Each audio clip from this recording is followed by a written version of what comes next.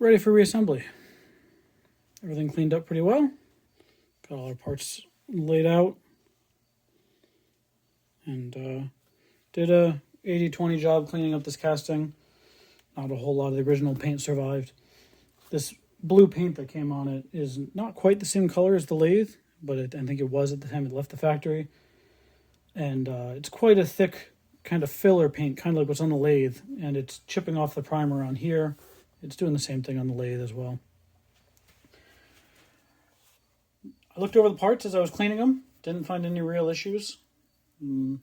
Wire wheeled some of them to get some of the more stubborn crap off, and things cleaned up pretty well.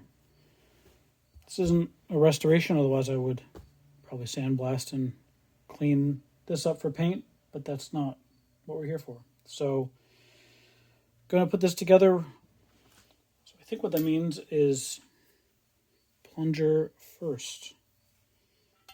I will oil everything as I'm putting it together. Just wanted to see how this feels going in. Yeah, it's quite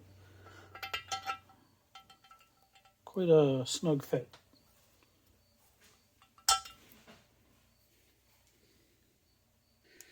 For assembly, I'll be using white oil, since that's what this is probably going to all get lubricated with once it's put together.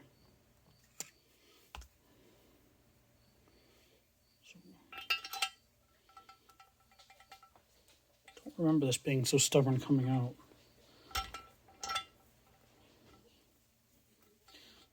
Maybe we'll get a stone and clean these edges up a little bit.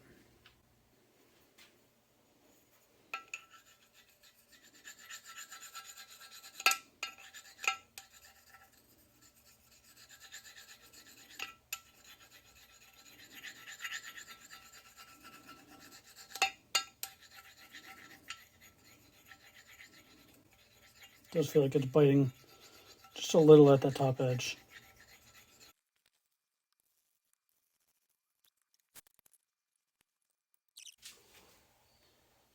Definitely came out the top because there is no access to the bottom. It must just be a little bit of a tight fit. They don't want this to move. This is the lock pin, so this is a very precision sliding fit. That's why this is ground and polished.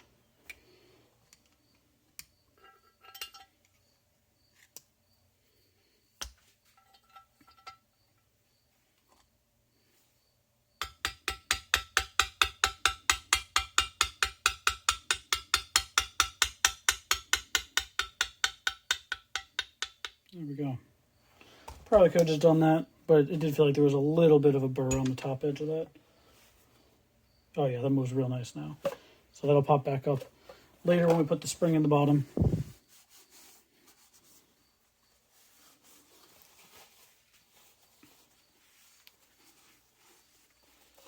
Right. Everything went through the ultrasonic cleaner. The bigger parts did end up fitting, just not the main castings. A little bit of oil on the bearing to go in. Blew everything out. So basically went in the ultrasonic, rinsed it with hot water, blew as much water off and out of things. The weather's starting to get a little cooler and drier here, so my compressed air is quite dry. Alright. Did anything else need to come in the back there? I don't think so. That came out as an assembly. I don't think any of the rest of this did. So we should be able to go just in the back, put the bearing in. Now we might have to tap the bearing onto the end of this shaft.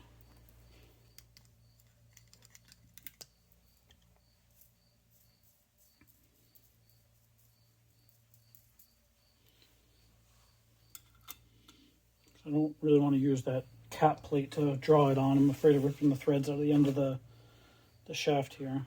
Just going to get that centered up. Just tap it on with the bottom of the hammer.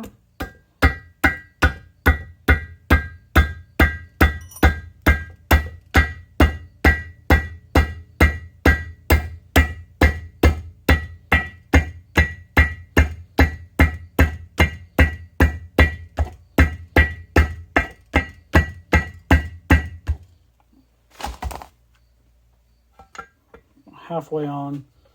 Let's see how much the threads engage on this cap and just see. Because drawing nice and straight down on it would be nice. If this turns with minimal torque and happens to draw it on, I'm not going to turn that down.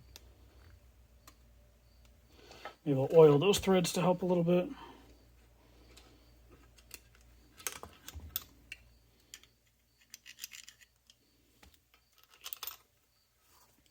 Probably could have oiled the bearing to help it not potentially gall the shaft as it goes on, but that ship has sailed. Okay, that feels pretty good. Now, I didn't see, there are no shims or anything that set the preload of these bearings. I wonder if that cap is ground. I don't feel any end play, but it's running great. This is a pretty important part of the setup because we don't want it to have any lost movement.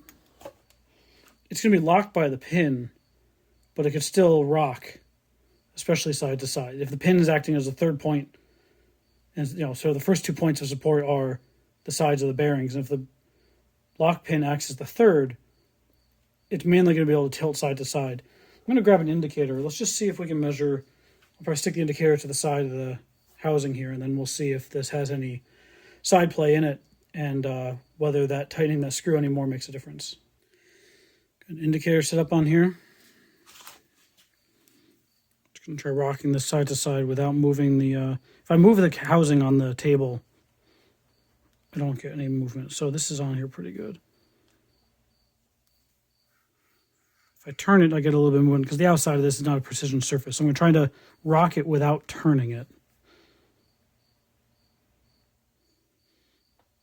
Now, if I rock it, yeah, okay, just well under a thou. And that's not to say there's nothing flexing in the setup here, or the turning here a little bit is doing it. So that's pretty impressive. No adjustable shims or anything. It's just that screw cap. I guess that, yeah, tightening the screw just a little more would be it. Because that sets the preload on those. Oh, yeah, that. Oh, it was rubbing on my stones. Let's just see. I went a little. It's snug. It's well snug now. It's not tight. Let's see if it looks any different.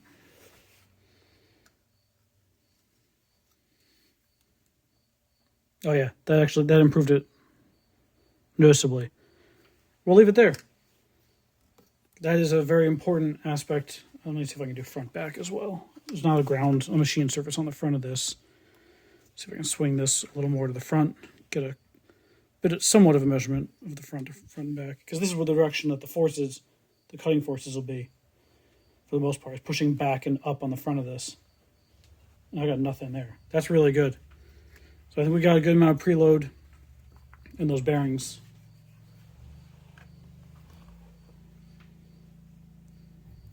Okay.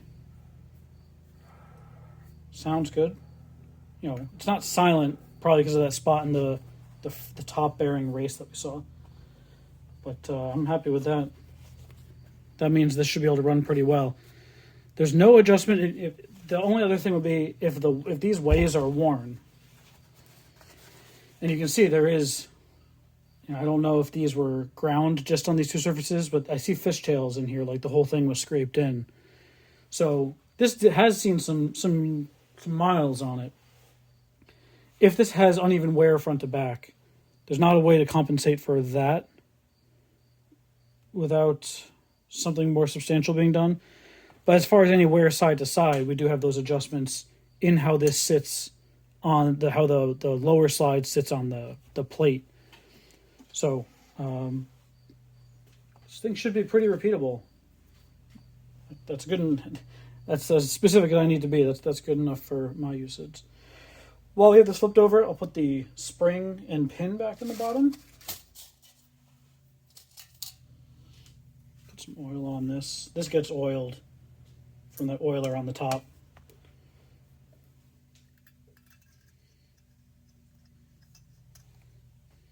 This wasn't under spring pressure when we removed it before because the turret was already off. See if I can do this. This is risky because if my screwdriver slips, this is going to go at that nice angle itself. We're going to launch to the other side of the shop. And then I'll have to make a new one of these. There we go. Got it. Really should have done that before. Now, does this have a stop? This had a set screw behind it, right? I can't remember if this one had a set screw behind it or if it was just the screw. No, it's not one of these set screws. Okay, so that just relies on, it's under constant spring tension to preload the threads anyway. It shouldn't go anywhere. I don't think it was that far in before. This will set how much spring tension there is on the, or compression there is on that plunger. So this is going to lock. It's probably going to turn a partial turn and lock. There we go. And that means what we can do next is the release lever over here. What I was calling a lock lever earlier is really a release lever because it wants to lock by default.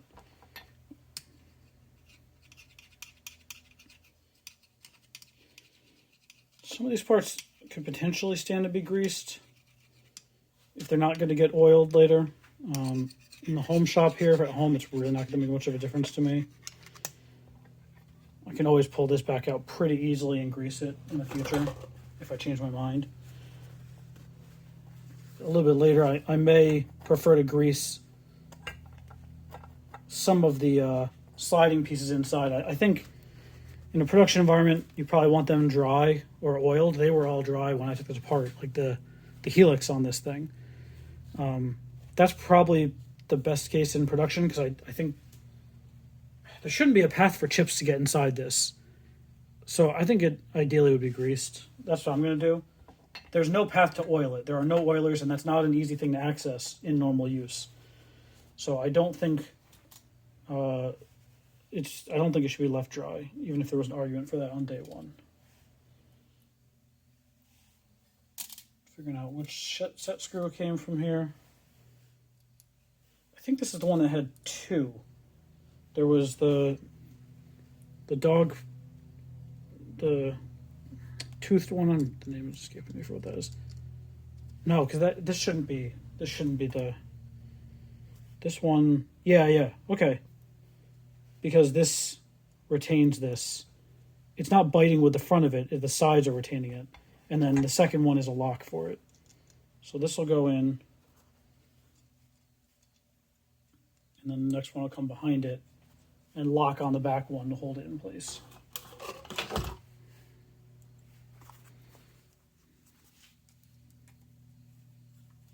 So this one, we're going to go till we hit the barrel on the lever. And then we're going to back out enough that it's allows it to move without unnecessary. Let's see, can we adjust the end play of this? Probably not, because the sides of that pin weren't really tapered. We'll just do it there. And this one's going to come in and lock behind it and get tightened on the back of it.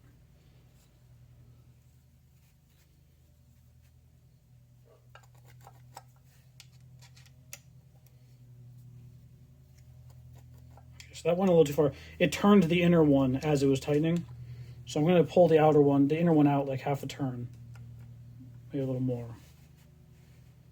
And do this again. Because it's like a double nut on anything else. It's going to want to turn the inner one a little bit as it tightens, and there's no way for me to hold it from this side. There we go. That's much better.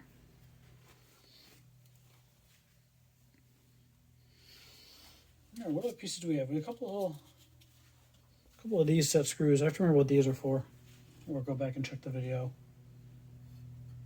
Oh, those are for the tool holder. That's why they're matched. I'll put them in now.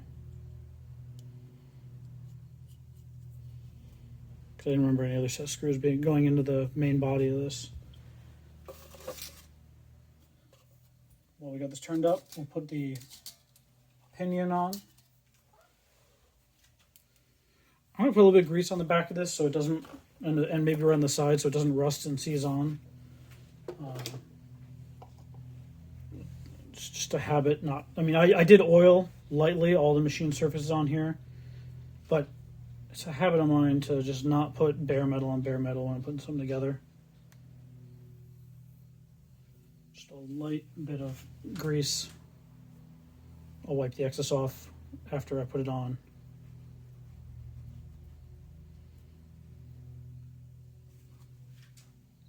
And this is symmetrical. I looked at it. I didn't even see any like asymmetric wear pattern. You know, if they're doing high load operations with this at some point in its life, there'd be wear on the front side of the teeth as it's pushing into the work. But I don't see anything like that. It does seem that all the hardware on here is metric, except the parts near the tool holder. From the parts breakdown, it looks like there is an option when ordering tool holders to get metric or inch tool holders. This one's clearly an inch tool holder for that Jacobs chuck on a 1/2 plain arbor. But it looks like the rest of this accessory is metric, which is interesting because I'm pretty sure all the rest of the hardware on my lathe is inch.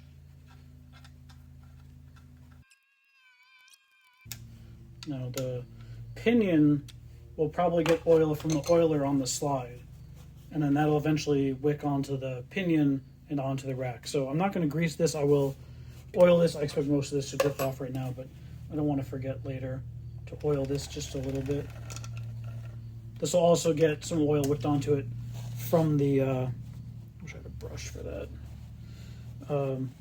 This also I'll just borrow my grease brush real quick.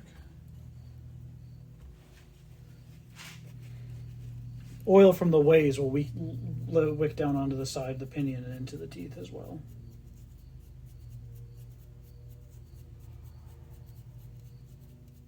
Just something so it's not dry right away.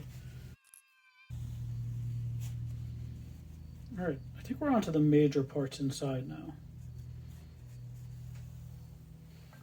I think all the parts we need are captive on here. I do feel a little bad putting grease on. That's not that tight of a fit.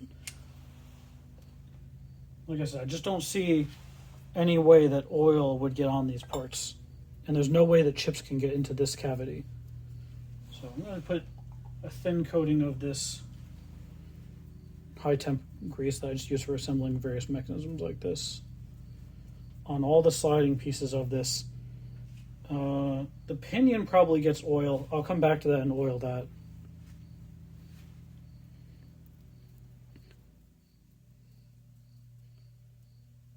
The pinion will get oiler from the oiler behind the turret, I think. I couldn't trace all the passages where that oil might wick because some of the oil goes in behind that sleeve that's in the lock pin bore, and then it goes around that sleeve in a way that I can't really trace as long as that sleeve is pressed in there.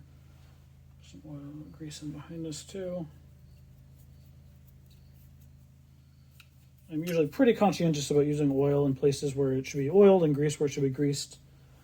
But this is a case where there were almost no chips inside here when I opened it. And I could tell by the wear on this pin that actuates the helix. I mean, this was all completely dry, this and the helix when it came out. And that's an awful lot of wear, the wear scar on there. I would prefer not to exacerbate that further. Granted, I'm not going to be doing a whole lot with this. I have one project in mind for it coming up. All right, I don't want to put this metal inside the bore without anything. I'm going to, let's see. I'm going to grease the outside of the bushing and these splines lightly, just to prevent anything from seizing up and causing future issues. That should be good enough. I think that's everything that we need to do in here. So the opposite of what we did before would be this goes in. We're able to compress that in. Let's see, the bushing comes all the way out. Compress this in. There we go. And now the spring comes forward. Oh, I need to oil the hub at the tip of this. there's a pilot near the gear in the front, and that pilot goes into the front of the casting. I want that oiled for sure. And now this spring comes forward, and we'll push this clip on. We'll see if we need a tool to help us with this.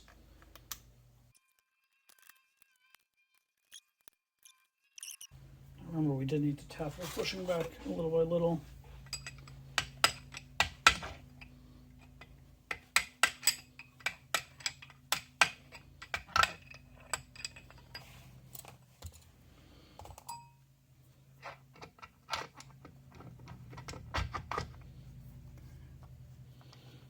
Of course, that pulled the bushing back out.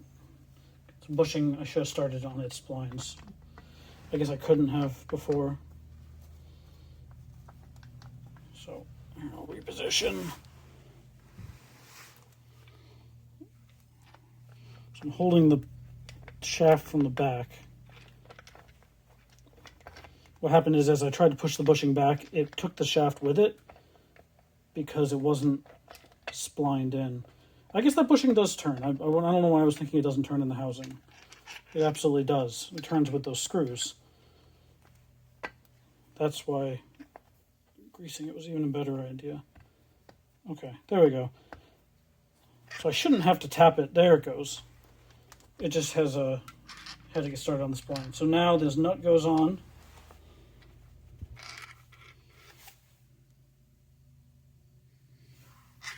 The nut started.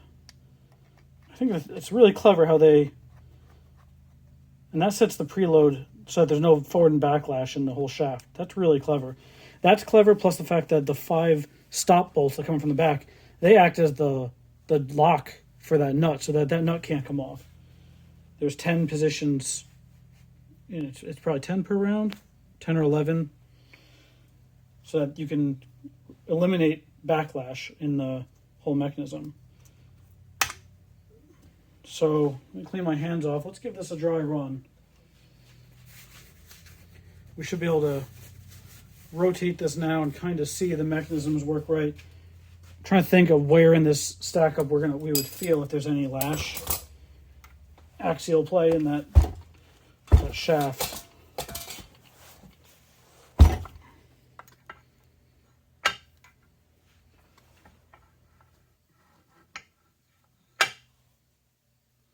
I think I have to put a screw in the back and try and push and pull on it.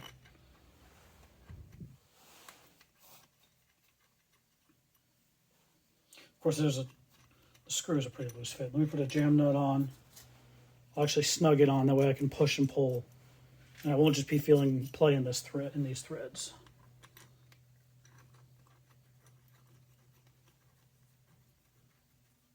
I suppose I could get the indicator. I'll turn this around. I suppose I could get the indicator on this and measure this as well.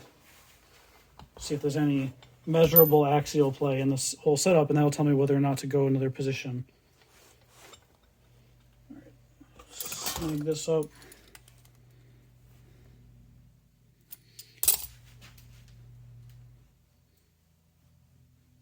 So I see a little bit of play. I can see. You're not probably able to see it on video. I can see the meniscus of the oil. So the splines interact with the bushing right at the back here. I can see a little bit of play there because I see the oil move. Yeah, you can see that on the camera too. So the bushing is a little loose on those splines. So this doesn't tell me. Okay, that does tell me something because that nut bears against the back of this. So if this, yeah, all right, I will tighten the bushing, the nut one more turn, or one or two more positions. I take this back out because this locks it.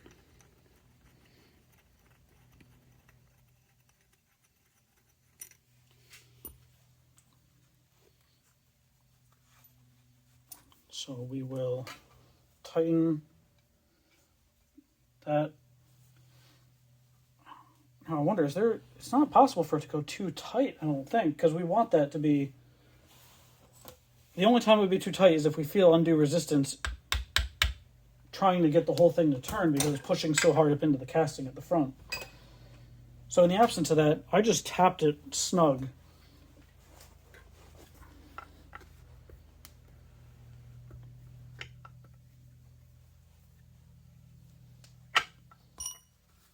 that feels a little too tight. I can feel that there's a little more resistance in that. So I'm going to back off one position. I had to tap it like half a position to snug it up. So let's go back. You don't have a choice but to go one position. There. I'm not even sure if I backed it off position. I just backed it up a little bit so that the screw can still go in the back. So I'm going to lock this so it can't move because I can't see what's going on there. I won't know if wiggling this forward and back is going to cause it to move, adjust off a little more. Oh yeah, that play is gone. Let's see if the play and if the turret feels a little more free. Oh, that's perfect.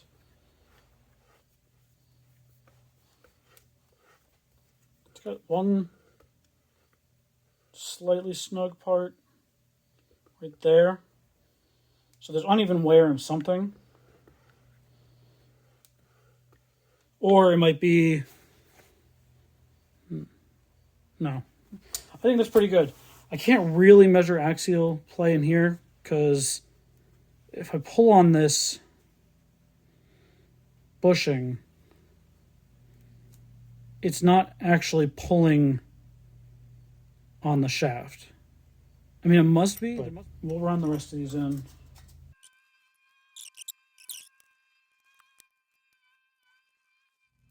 I wonder if this stone's going to fit in here. It just does. There were clearly some burrs on, I think it was probably on the turret from that nut pushing a washer down on top of this. Yeah, this is the one that clearly has a burr on it. The stone doesn't even fit in there. Wow. I might have to get a file to actually open that up a little bit. We're updating our kitchen, and instead of replacing a lot of cabinets, they're builder's grade cabinets from the early 90s. So we're gonna paint them because they're just veneer plywood. They're not anything to write home about. Gonna put some newer hinges on them so they don't slam shut. And we were shopping for some elements for the kitchen and other house projects, and I came across some cabinet hardware in a boutique store that I really liked. That it was called oil rubbed bronze, and it looked kind of like that, but I realized that everything sold as oil rubbed bronze cabinet hardware is actually just, at best it's stainless steel with an oil rubbed bronze finish where it's got like maybe a copper layer deposited followed by some either black paint or maybe some oil rubbed on, like linseed oil rubbed on with heat or something, but none of them are actually bronze. And I kind of like, there we go. I kind of like the idea of actual bronze door hardware.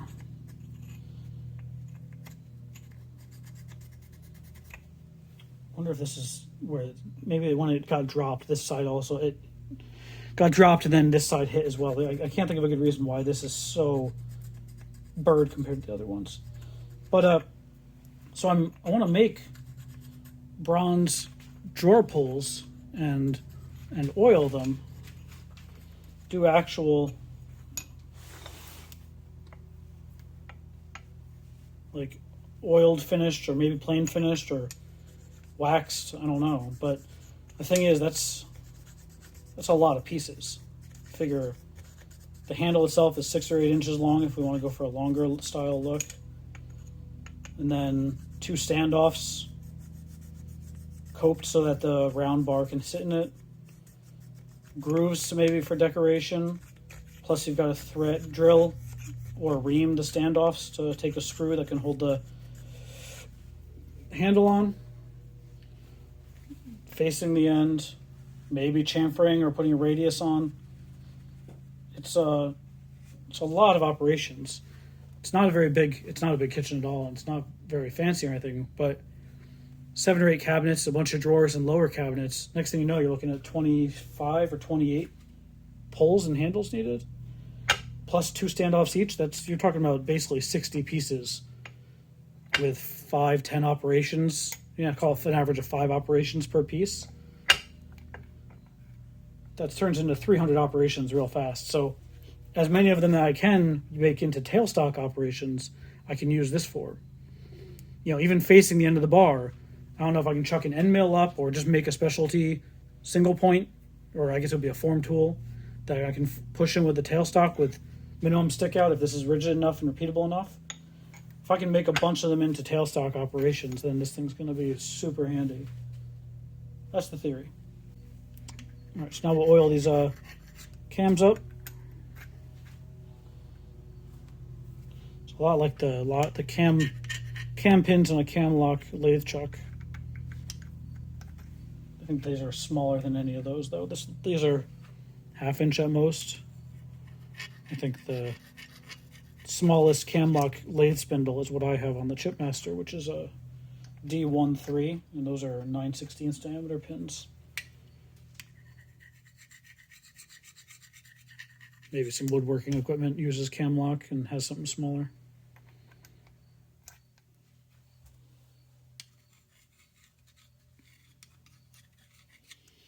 These could probably stand to be greased because, well, these could be taken out and cleaned up easily enough. Interesting, there's actually a lot of play in that one. Oh, they'll have some play. And it's not significant. That bore is not critical. All that does is pull up on the other shaft to lock it. Curious whether these are 5/16 or M8 threads on here. I wonder if you ordered the inch-based tool setup for this, then these are probably, everything on here is probably inch-based. Short of the shaft fit for the bearing, you know, if that's all standard metric bearing stuff.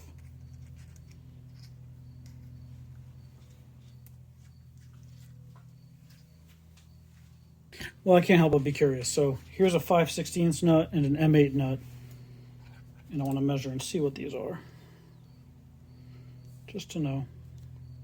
And if somebody else out there has one of these that is 484, 12.29. So this is probably nominally 1/2 inch.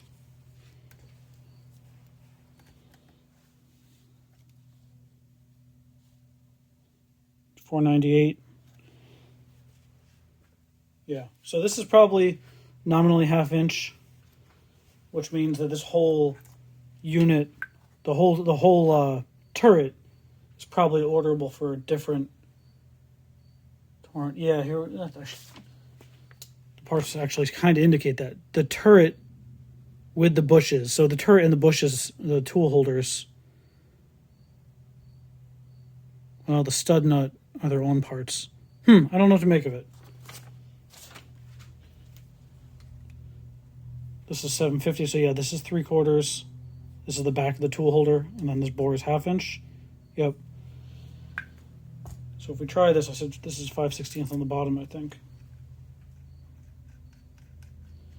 So that hardware is all inch-based. I'll just confirm the metric doesn't fit. Yep. So as usual, M8 goes on about 1.5 threads and then binds. All right. But all the set screws on this, like on the bottom of this release lever setup, when I put this set screw in, I was using a 3mm, which fits just right in there. Whereas the next nearest for inch is 7/16, which is loose, and 1/8 inch doesn't fit because 1/8 inch is closer to 4mm. So this thing's a weird mix.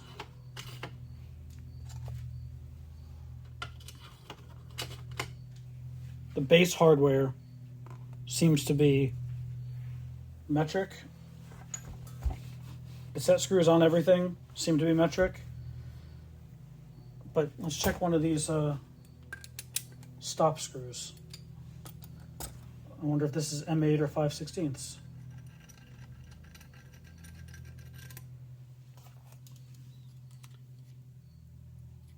This is 4.4. So that's an 11mm square on the back. 11.1 or 0.44. That's not really close to either. I mean, that's not a critical part if they don't expect you to use a standard wrench on that. I think this was the 5/16. I'll have to double check. Well, I can use one of these nuts because I know these are 5/16 now. Yeah, so that's 5/16 thread on the back. Whereas this is my M8 and does not fit. No. Nope, it binds up once I get past the taper. There's like a taper to the last few threads. So, really interesting. I don't know my British history. I don't know when the UK or Britain started using more metric system. You know, is this like the late 80s, early 90s equivalent in the US when auto manufacturers like Ford started switching from inch to metric on more things?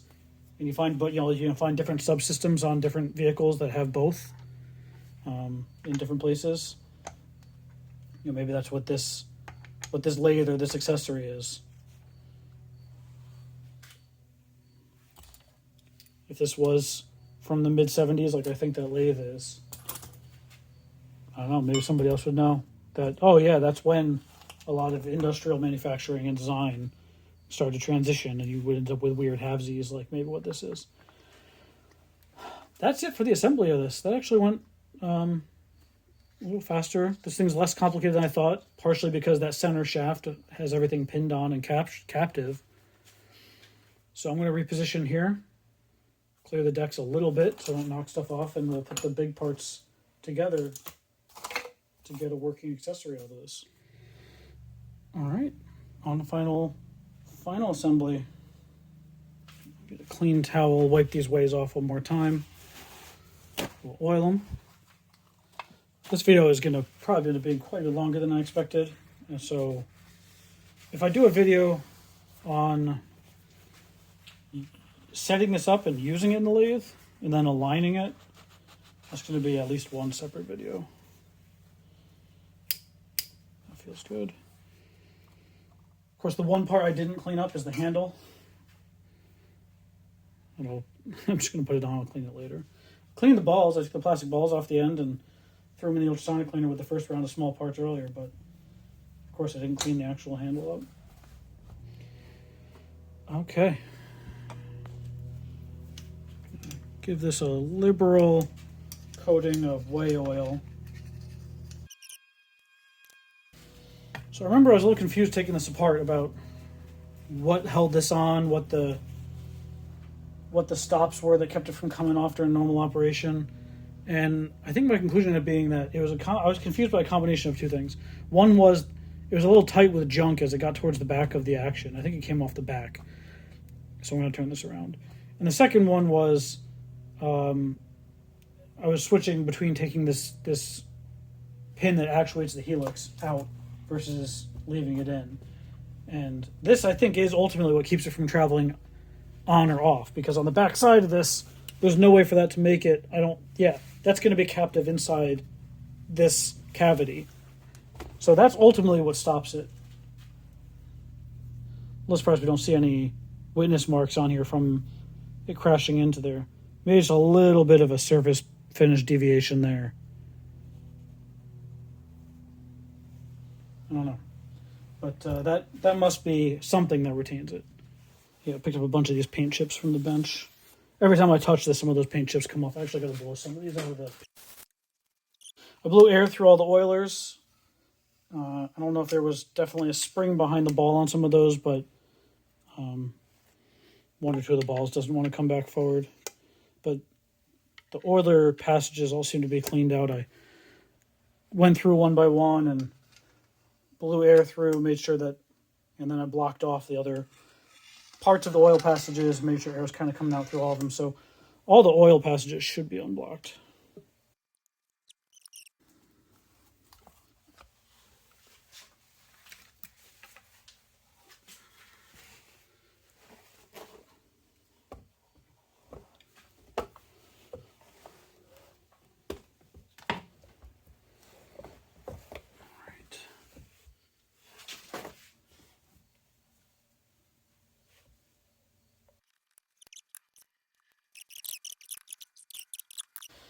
We're going to take a little deeper dive on this piece. I did have it apart. I did clean it, but I did not stone it.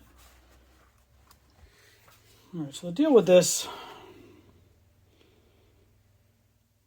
yeah, I think it's sticking forward down. Interesting, it doesn't do it out here. I wonder if it's just a slight deflection when it's in place. So there's a set screw. So there's a set screw here, which just locks this pin. And the pin comes out.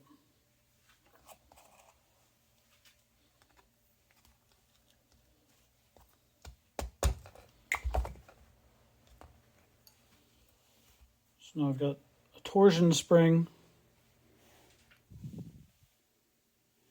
which is what caused it to pop back up. And then the latch here, which this does have some, marks on it, especially on the back side there. So it can't hurt to stone that. And then if I can get a stone inside here, it doesn't look too bad. And there's all kinds of burrs on the back where this indexing feature is, but it doesn't go back that far. It hits the pin that's here before it gets back that far.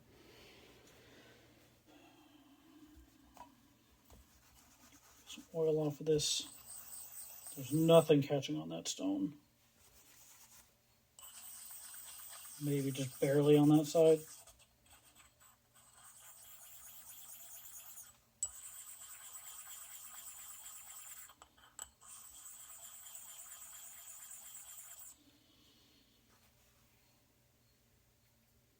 This pin could stand to be...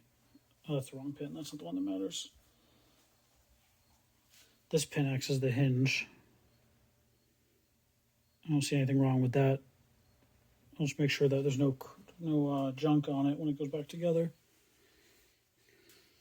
I have one stone that fits in here. I can't come in just from the back here because I do hit all these burrs in the back and I don't want to bother dealing with those. They don't matter.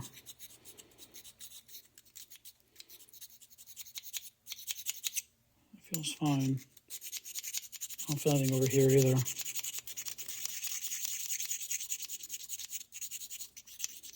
All right. I don't know. Put it back together, see if we can find any difference. Order of operations of putting this together was a little fiddly earlier. I didn't have it on camera originally.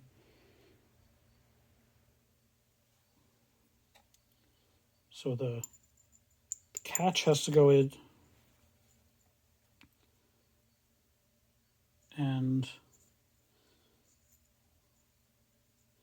doesn't matter which orientation because we're going to try and preload the spring once the spring is in. So I'm going to be putting it in. So I'm going to do this in front of the camera a little bit.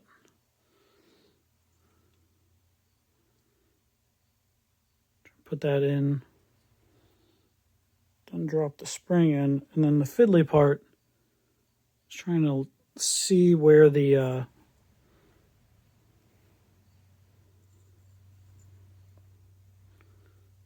spring can drop into that hole in the latch. There we go. Then I'll center it back up to get this pin in. But the pin has to be timed with the end of the torsion spring while this is all lined up to go through. And the end of the torsion spring is not long enough that you can catch it before the pin goes through the rest of this bore here. It'd be nice if... There we go. I just felt it drop in. So now...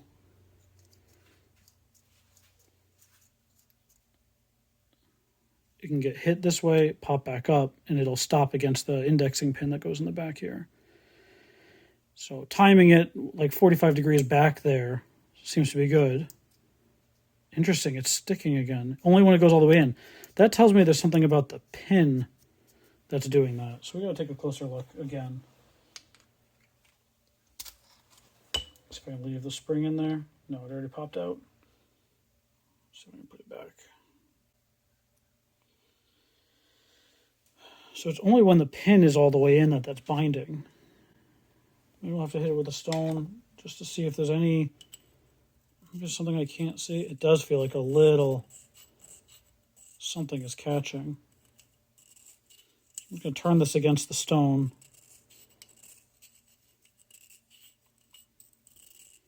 It's interesting. You can tell there's wear in it, or there's burrs on the end because it's not making contact with the stone in the middle. So I'm pushing it against the stone, and I'm pushing the shoulder on the back side of the pin against it, because I don't know which face might be causing it to catch.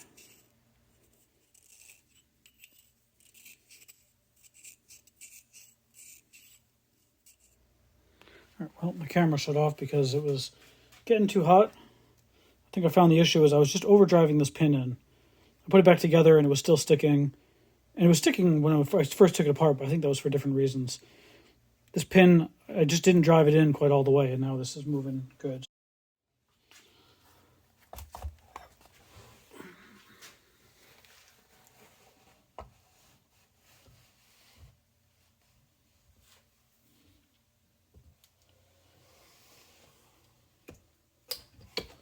Okay, we're at the back of the rack and pinion.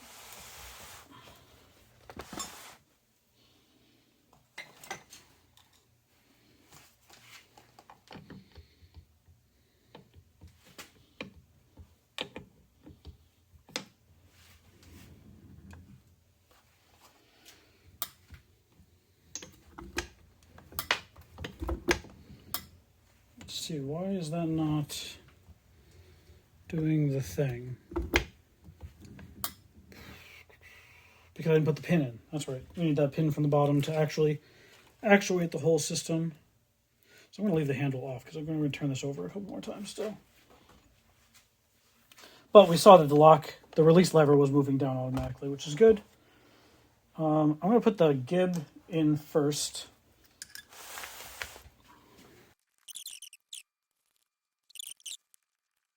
All right, figured out the issue with the gib. We had that lock in the back, which pushes on the gib to tighten things up. And that lock was interfering with the ability of the gib to go in. So now I'm going to pull the gib back out a little because I got to get that screw in here. Put the captive screw in. Just going to put the lock handle back on. I had to pull the lock handle off to get it to flip. To rotate 2 turns just to get the lock released all the way. Okay. So now that should lock the slide.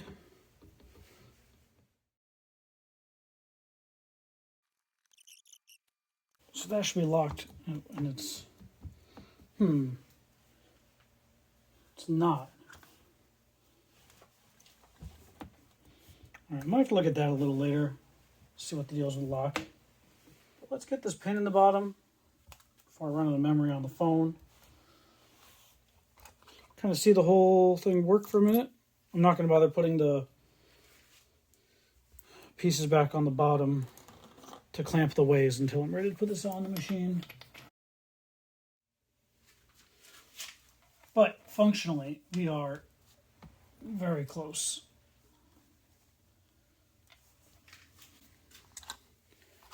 Now this, I think, has to be tapped in, but we want to get the, I'm going to put this in while the helix is advanced all the way forward. There. So I'm timing it with where the lock screw goes, and that drops.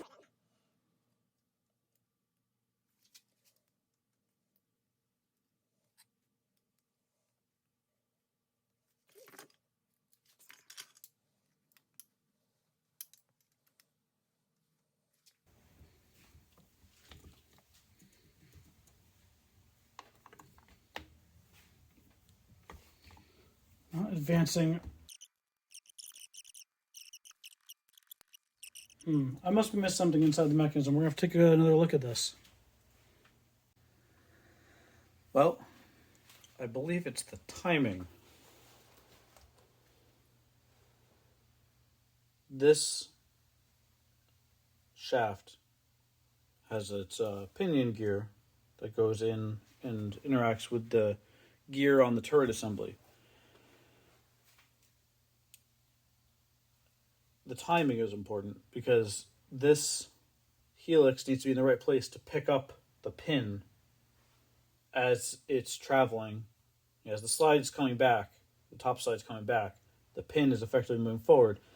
And I think what's happening right now is it's hitting the end of one of these ridges instead of ending up in the valley. Looked at a picture from beforehand, before disassembly, and I believe what we need is it's almost exactly 1/2 notch, one half, not waveform, but like profile step out of phase. I believe that what we need is a valley to be pointing directly down. So we need a valley to be in line with the shaft when we're looking straight down on it. So we need to take these screws out. That way the nut can be backed off. Then the bush can slide in. Then we don't have to take the whole thing out. We just need to be able to push the bush in or push this back so that we can rotate it until the pinion is engaging in the right time.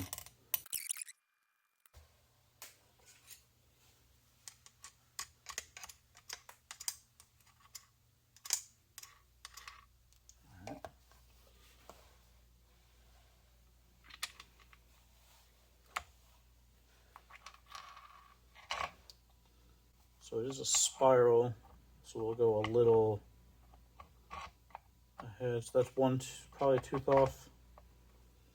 That looks pretty good right there.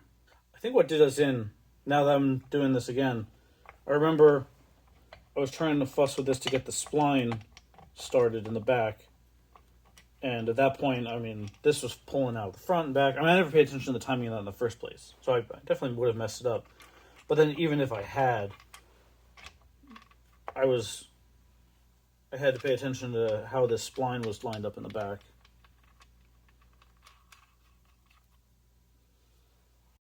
Push this a little more, and then we'll see what that feels. Let's see, how can I get a feel for that?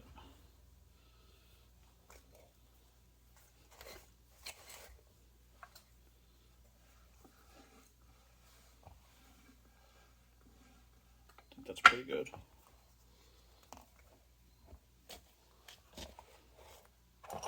Now these don't all need to go in.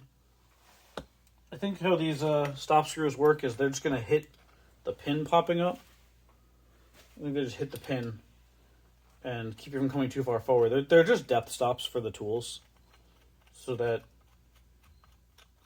you can, if you're drilling a hole or reaming a hole or whatever, you can set your depth. I suppose you could mount even like a tapping head in this. We only need one of these to keep that. I'm not going to put all 5 in until I know this is working. I think that's it. Let's try it. Before I forget, I am going to grease it this time. I want to grease these helix grooves. Particularly the sides. It looks like the pin. The pin doesn't hit the bottom. It hits one of these sides or the other. I'm gonna grease both. I'm not gonna really worry too much about which one of these two sides it bears on.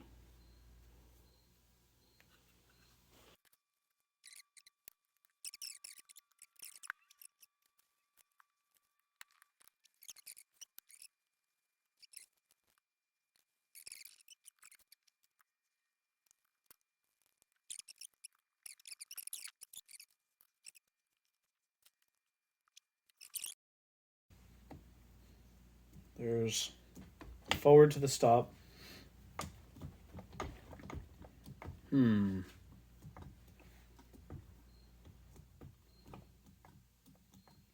unlocking. I think before it was unlocking.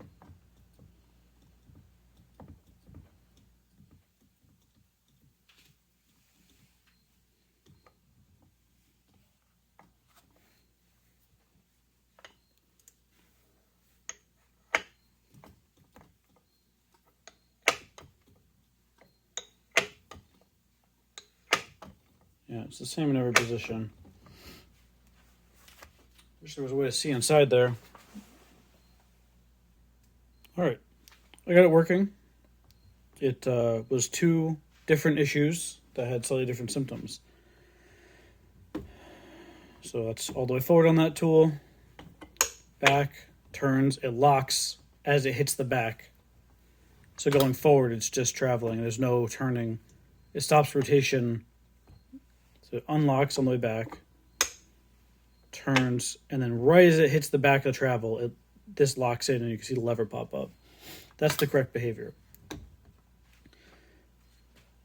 The issues were timing of the components inside, which I'm going to open it back up and show. And the second one was I had the preload, the screw guide pin for the lock lever too far in. What was actually happening is as this was coming back, it would stop right about here as I thought this was about to turn. 2 things happen right at this point. The lever fully unlocks. You can see it finishes traveling down right as this starts to turn. I thought, because of where it was, I thought that what was happening is that the pin was hitting one of the highs on the helix.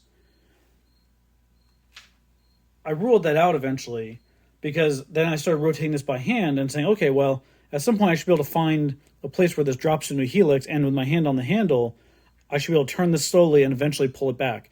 And no matter what I did, there was no area, no spot where it would start traveling backwards. So that told me that it wasn't the pin hitting a high on a helix. So what I did was I took the pin out of the bottom, went to cycle it, and it would still get stuck right here. It would go click, click, click, even with no pin in it. So I realized the only other thing in the travel that can interfere is the latch that unlocks this lever. And the only thing that I could think of that would keep that from being able to go fully past the catch is if this lever couldn't rotate all the way down. And that would be where the spring is inside.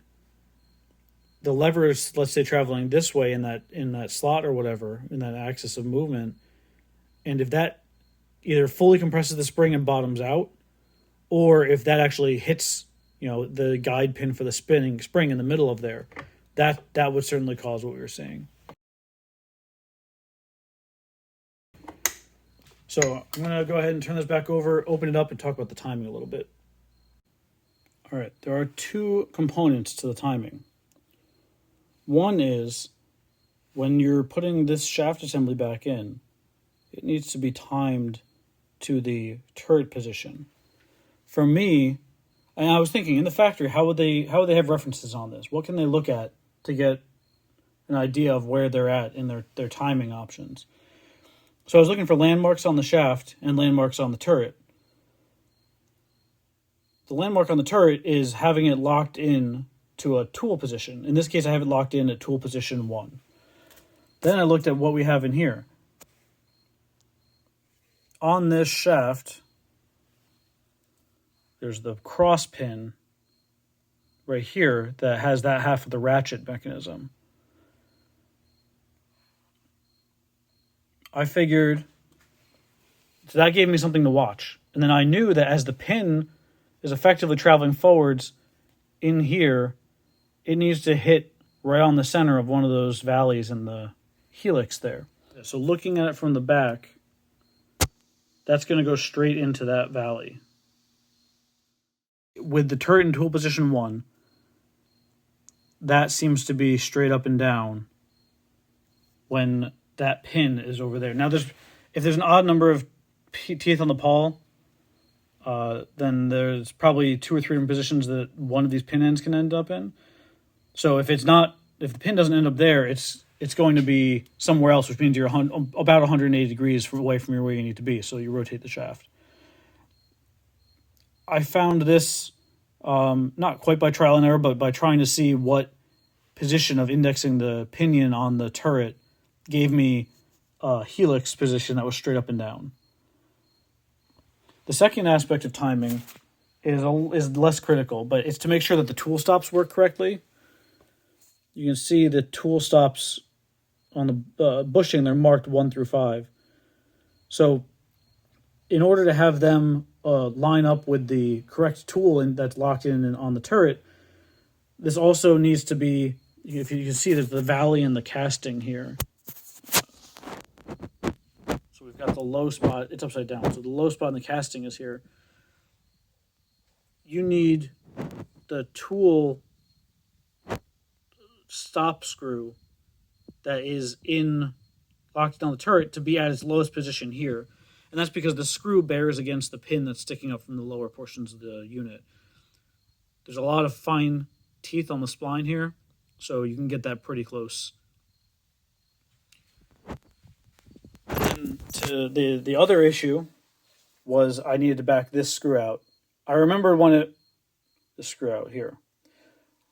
I remembered when we took it apart that this was pretty much flush with the top. And I had not been that careful putting it back in. I thought that it would just give me more preload on the lock spring, which seemed like a nice thing. But it will actually interfere if it's in too far. So I'll put this together and we'll wrap this up. All right, rolling with this.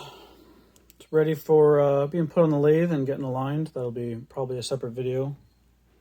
And just got to drop these locks in and put the stop screws back in the back here. But this is ready for initial use.